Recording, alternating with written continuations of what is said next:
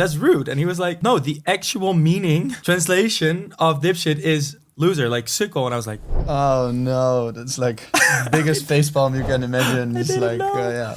Event organizer and TikTok celebrity Bram van Stiphout is joining us on our second episode of Movers and Shakers podcast. got out of the gym and I checked my phone. It was like 60,000 views. And then in the following days, it grew out to like, I think almost 1 million.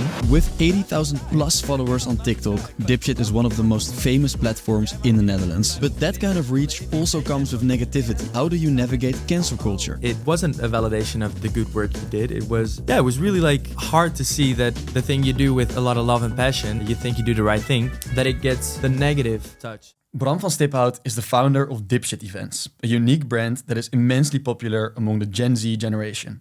With 80,000 plus followers on TikTok alone, this has led to sold-out events for 2.5 years in a row now.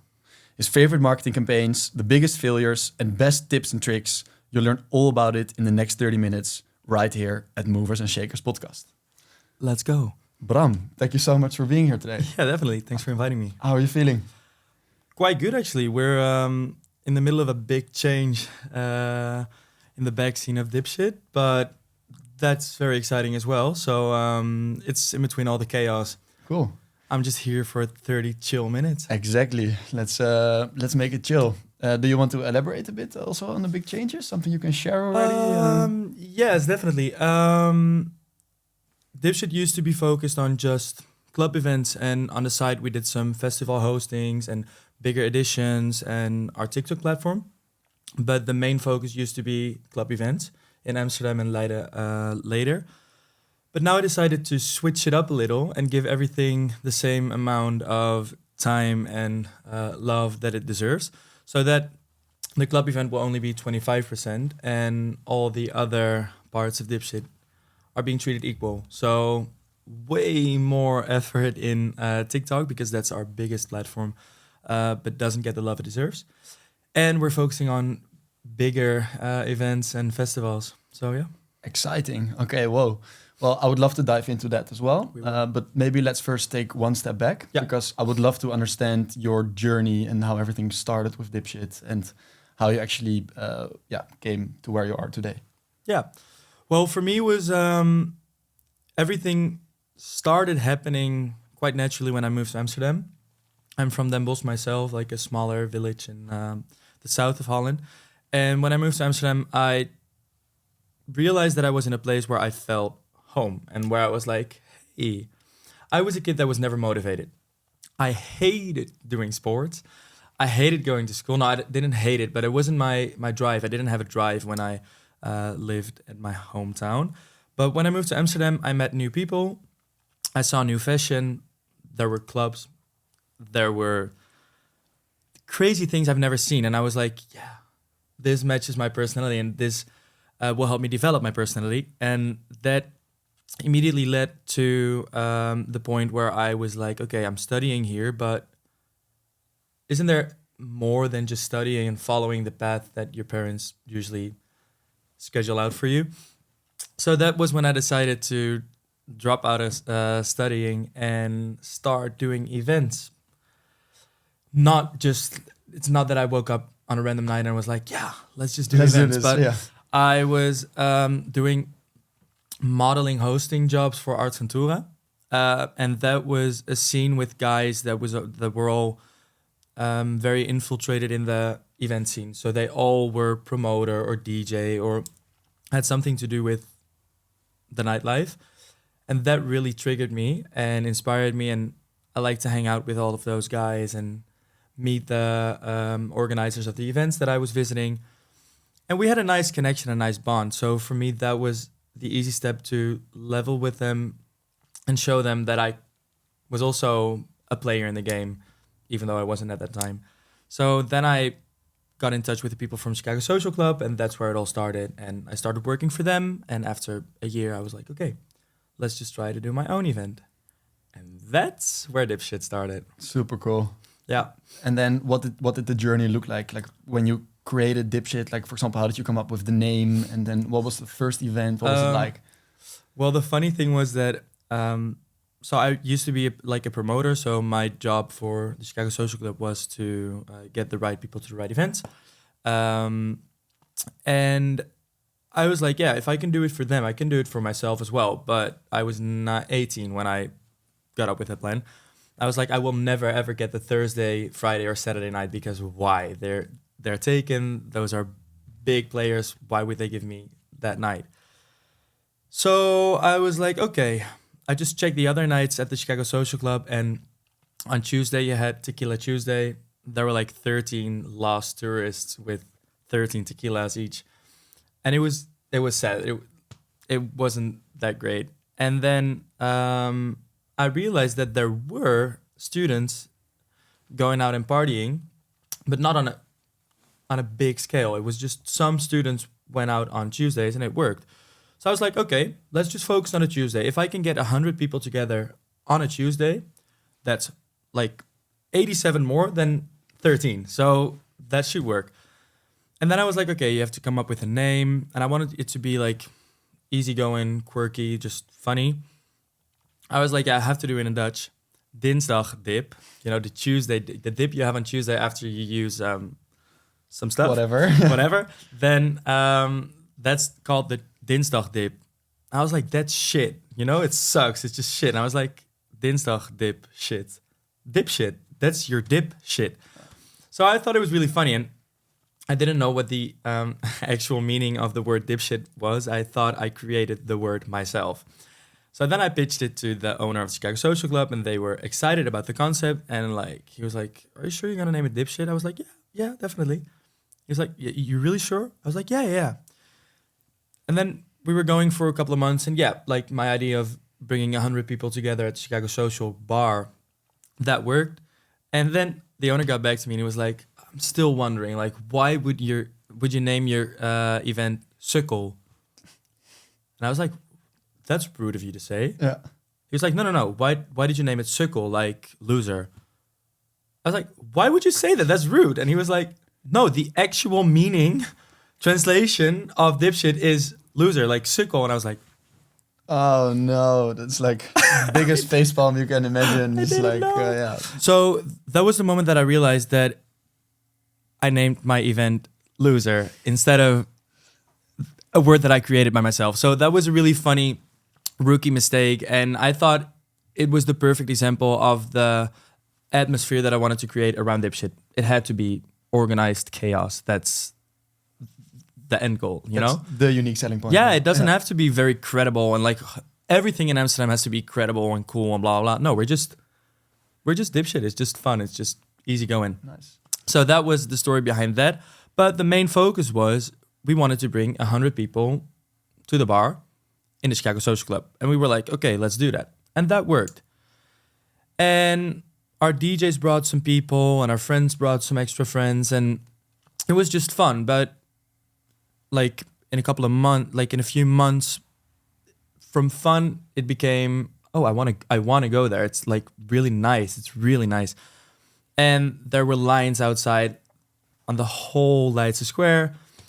And they were like, oh, maybe we can just open the second floor and just see if we can get 200 people, 250. So we built our own, there wasn't a bar on the second floor. So we built our own Desperados and beer bar. And we just stood there ourselves selling some extra Desperados because then people didn't have to go all the way down to get their drinks there. And that worked and people liked it. And we just placed some zitzakken. Yeah. What is zitzak? Beanie bags. Yeah, bean bags. For people to chill, but it started getting too crowded for them to chill. So, and then it just kept going. And we started selling some tickets for like €2, I think, or 5 max, but not even. I think it was 250.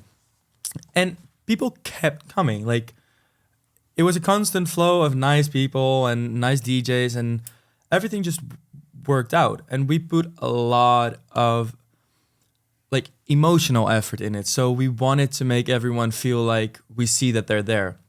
So we made personal artwork for them to show that they are not even part of our team, but just part of our family. Oh. So that's how it all developed to be a really good bar night.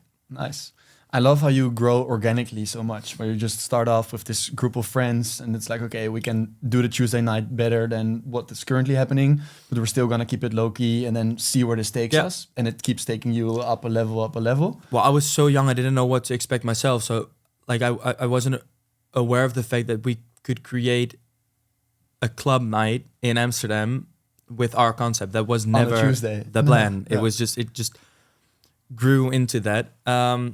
But me and my partner that I worked with 5 years, Ranil, you know him as well, we always played the game thinking, don't overdo, just take some easy steps and just see if a little extra works and just try if much more works, but never take 10 steps if you can take 2 at a time.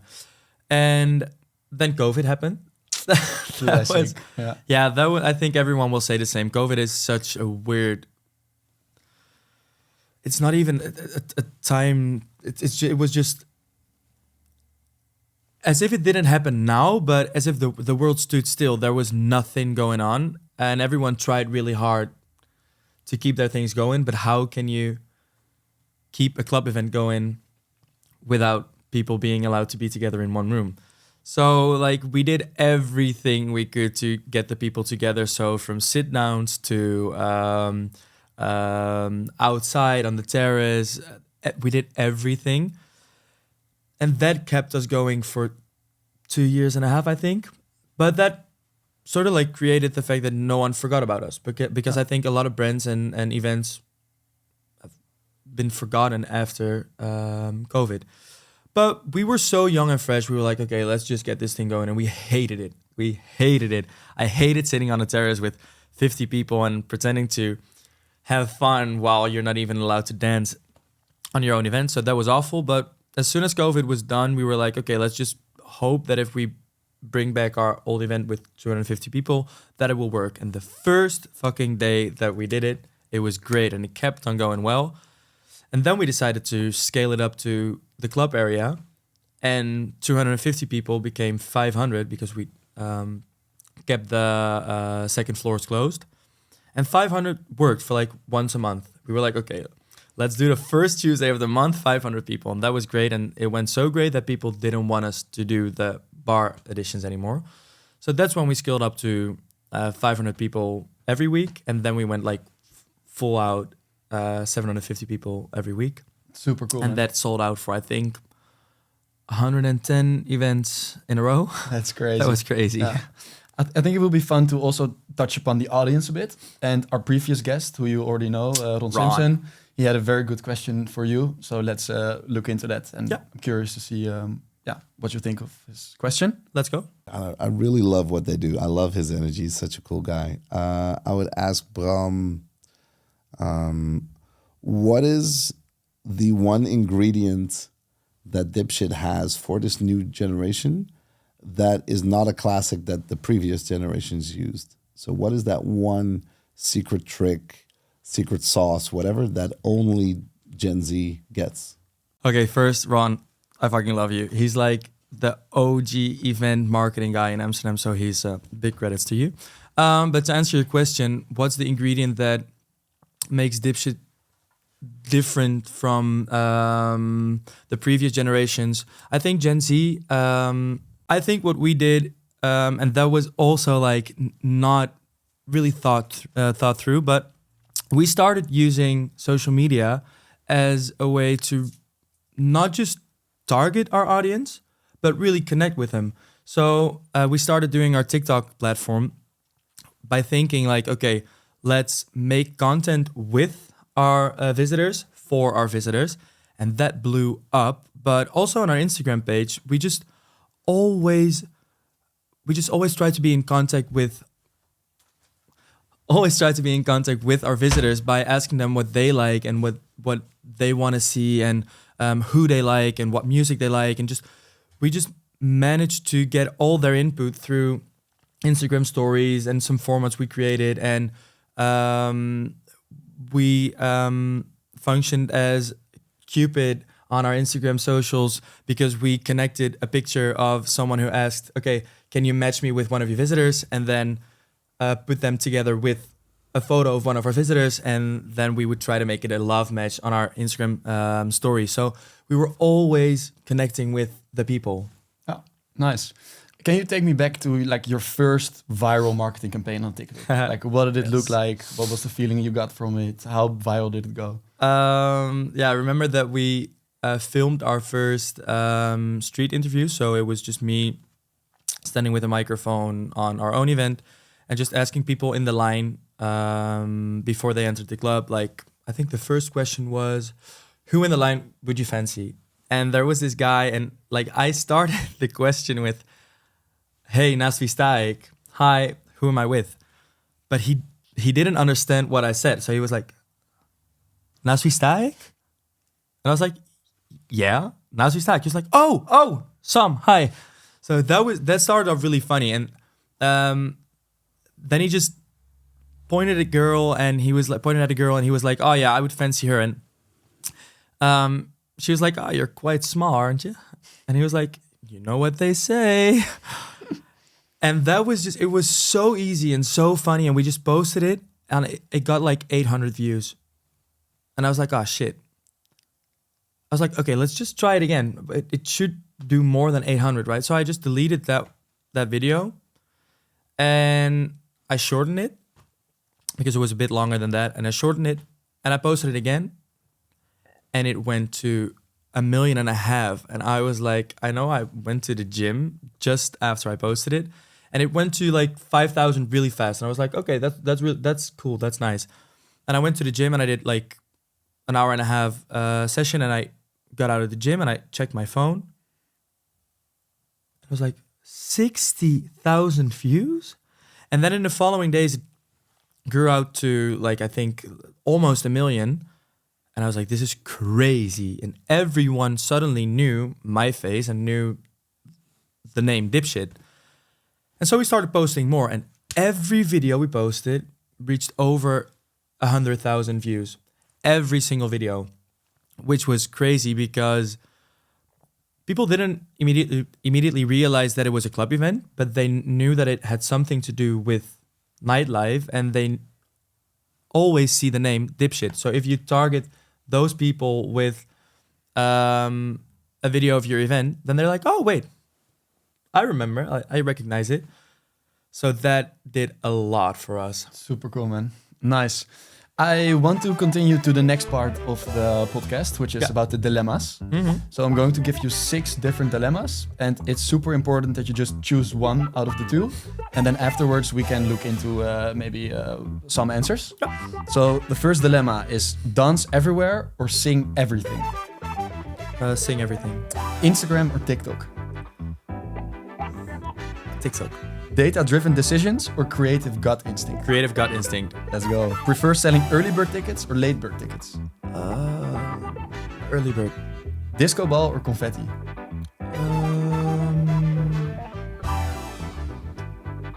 Confetti. And the festival or club night? Festival. Nice. That went quite well, right? Yeah. You had some fast decisions there. Yeah. Is there maybe one or two that you want to touch upon a bit more? Yes, I think an important one is TikTok. Like the question, Instagram or TikTok. Like I was raised with using Instagram. That was and is my main platform to post on. But I think TikTok gives so much more opportunity to post low effort. You can just say whatever. You can say whatever you want and it goes viral or it doesn't. But Instagram is focused on aesthetic, and I love aesthetic. I love creating an aesthetic feed and doing some aesthetic photos. But Instagram is like it has its maximum or something like it. And TikTok is you can go everywhere you want with it. So I think that gives a lot of opportunities. Nice. Yeah. Maybe let's also touch upon the negative side of being so much out there. And there was a period where you actually got cancelled. Am I saying that correct? Well, we got some negative comments and critics and stuff. But yeah, elaborate on that. Yeah, definitely.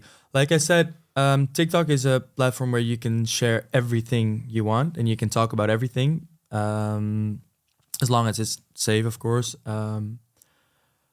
But there is a downside because where you as a creator can say everything, people in the comments, and it's way more on TikTok than on Instagram, they say whatever they want. They don't give a shit about your feelings or stuff because they just say what they want and they're rude. People are really supportive on TikTok, but they also like break you down to the floor and just step on your face. So what we did with our TikTok platform is interview people in the club scene and ask them questions about their dating life, about their sex life, about their club life, about their like friends, whatever, parents, money, just every subject that is relatable for students. And I, as a person, I really don't mind anyone saying anything. Like if you want to say you dated someone 40 years older, just tell me and I will listen, and I am really curious to hear more about it. And if you want to talk about your sex life, if you ask me, I will say that I will share my sex life. I don't care. I feel like there's boundaries there. So I was really open about that, and the people I interviewed were really open. And as I said, the videos all went viral. So that means sometimes like 1 million people or 3 million people saw your story about your sex life. People love the attention. They love to share their story and like see what it does to people. But it has a downside because obviously you get a lot of negative fucking shit over you, and people are not ready for that. I decided not to read the negative shit. I was like, who are those 12-year-olds just typing their first curse words they learned?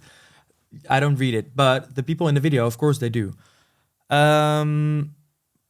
So then some people asked us to delete the content we created, and that is a difficult call to make because for us, it's a lot of effort to create a video. Also a lot of money to create a video. We have a videographer, presenter, lightman, editor 1, editor 2, and then it has to be posted. Like it's a whole process that is going on before you post the video. So in a case where someone's safety is in trouble, or someone's career is really like about to go down because of the negative influence the video had, then of course we delete the video and we check out the possibilities to create a nice, comfortable situation for the person we interviewed. But sometimes if someone says, yeah, I just don't like the fact that they call me a slut because I don't like it, then I'm like, yeah, that's tough, but we have to make hard decisions to not delete everything. Besides that, most of the comments from all the people we interviewed were really good. Like out of the 150 interviews, I think 130 were like super happy with the content. But the 20 who weren't, that's a tough one. And I really tried my best to just see each situation and handle out of a gut feeling, actually. But that got some negative attention because there was a podcast that now I'm in a podcast. No, that made a video. Yeah, made a video about us that my video sucked and that I only interviewed drunk people to get their information, and it was really focused on them being drunk, and that was the reason for me to interview them. But that's not true. I just interviewed people that attended my events, and of course they had a couple of drinks. But usually we started interviewing quite early on the night, and for me it's easier to talk with people who are not drunk because that's a tough one. And yeah, we interviewed some drunk people, but usually I just check if you're capable to talk and you know what you say, and then we can have a fluent conversation, because otherwise it's really hard for me to have a good interview. But they mentioned some things about us that weren't positive, but I was like, I was okay. The video went viral as well, and a lot of people started questioning our way of working. That really hurt me personal, because I was like, no, my intentions are good, and I know I have to be hard at sometimes to not do what people want and delete some content, but I do it with a good heart and I try to make it as reasonable as I can. But so that happened, and my management said, like, don't say anything, just let it get over with and just do your thing. You're doing the right thing, so it's okay. But for me, it really like kind of stuck with me, and I decided to just check if everything what we did was legal and right, and just like give it some time and see what the audience thinks. So the podcast had happened, and we just like sorted everything out. But then one of the biggest news platforms in the Netherlands made a video about us. It wasn't exactly negative. It was just pointing out that you have to be careful with what you say on the interview, because it can go viral, and it can like change your life for a while if it goes viral. And I really support that. Like, I don't think we put enough effort in that to make people aware of the fact that this can happen. Even though I still think it's your responsibility if you go on an interview that they know what the videos do, because they see the videos and then they want to join us. But still, I think we could have put more time in making people aware upfront what an interview can do. But then they mentioned us in a very specific video. Like, we're not the only ones we started it, and we were the biggest platform of the Netherlands, but there's a lot of other people doing the same thing. And we were pointed out like as, you might have seen those videos. Well, this is Dipshit.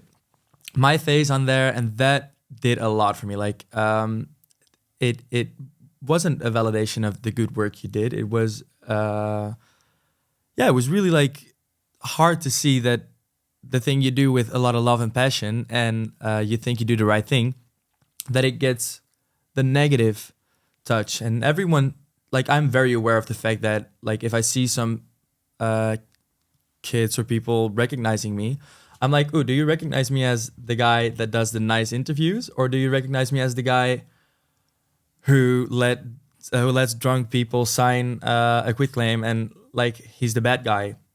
I can tell I'm not. Like, I'm not. But what is a quitclaim? Quitclaim. Oh, quitclaim is the experience I had with making media is that after you do or before you do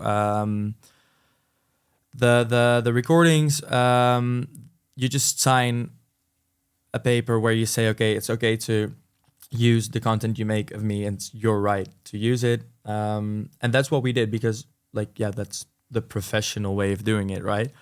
And we chose to let people sign the document after they did the interview, because how can you sign a document without knowing what you're gonna say? So like, I thought it was very fair for us, very fair of us to do it that way, because people got the actual opportunity to say like, okay, oh, I said some things, I don't want to sign the document, and then we were still able to post it. But if they wanted to have us delete it, we did. Yeah. So yeah, I thought that was a fair way of working. So, but yeah, I got a lot of critics, and that was a tough one. But I think for now, we just decided to let that be.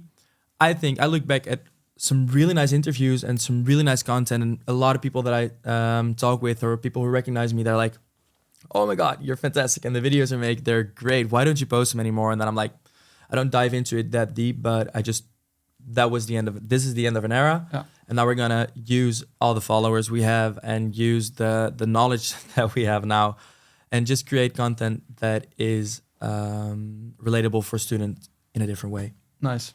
So it sounds like a very holistic story, where you start with the basics and you really gain a lot of clicks and eyeballs on what you do. And then there's a negative connotation, which is unfortunate, but it seems like you handled it very well. And now you're looking into the future. Yeah. What is the future going to look like for you? Like, do you know, like what kind of content strategy, like for the people watching who are starting their own TikTok channel from scratch, like what are the tips and the tricks? Well, like I wanted to point out one more thing about TikTok. Now I'm thinking about it. I think it should really be a thing to look at the people who comment negative things. Like, why don't we all just make sure that they disappear? Like, it's crazy how rude people can be in the comments, and I feel like you should always be free to say whatever you want, unless you hurt and harm people by what you're saying. But if you're saying some things about yourself and you share your story, no one should have the right to call you a hooker, whatever. That's insane. So that was something that I really want to... I think that also drives me to see if we can do something with that in the new content we're gonna make. But for our future, yeah, we want to focus on building a platform with lots of different concepts where we still focus on the main subjects for students. So we want to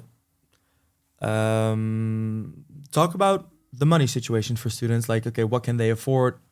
Give them some tips and tricks in the cities that they live. We want to give them entertaining content. So, okay, who are the creators and artists that they like? Okay, what activities do they like? Let's combine that and make a video out of it, and do some house parties at student houses and just film everything and edit everything and just make some nice content. And we're gonna just see how it develops. It's all open. But some tips and tricks: just make everything you want to make and try to edit it yourself, and then later with an editor maybe, and just post it and see what goes viral or like goes well. And if it goes well, just keep on doing it. Like, keep checking if it works if you do it 10 times and 20 times. And if you're making a small adjustment, it's a whole new concept and you can do it another 20 times. But it's just trial and error. Don't be afraid to just post it. Just try. And if it doesn't go viral and it only hits 100 views, then no one knows you failed. Nice.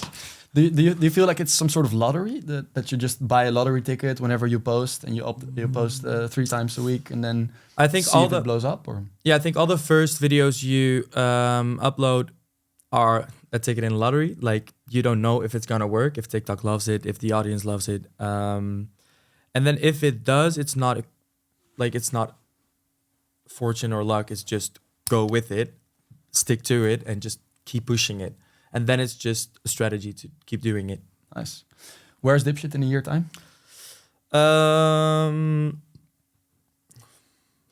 cities in our country, 2 yearly events abroad, 1 big event in our country, and a social platform with at least 100,000 followers, and 4 really nice, cool, authentic concepts. And a DJ act. Okay, let's go. You That's heard it here in a first. year. And we have something in 12 months to look back to if it all worked out. So I'm maybe we could do the Billie Eilish thing that we sit here every year. Let's See go. how everything develops. I don't Yeah. think it would be as interesting as Billie Eilish, but yeah, Who knows? Let's hope. Maybe you have Billie Eilish playing a Dipshit in a couple of years' time. That would be sick. Billie, I love you. Let's go. Let's start manifesting it here. Yeah. It's already been 30 minutes, so we're gonna have to wrap it up now. Yep. But before you leave, I want to ask you if you have a question for the next guest. Yeah. And the next guest is Jesse, aka Maron, and he's a professional basketball player who attended actually the Olympic Games in 2020, but he's turned into a very well-known techno DJ and also founded Eerste Communi. In addition to playing shows all over the world, what would you like to ask legendary Jesse coming on next? I think the question that came up to me on like in a split second was playing a high level sport. You have to have a motivation that you have nowhere else. Like, I'm not a sports player, so I don't have that drive to just reach for the highest every week or every training or every game. How does that affect your work in events and DJing? Like, do you feel like you have a privilege with that? Cool. I'll make sure to ask him. Cool. Thank you so much. Thanks, Frankie. See you in the next one.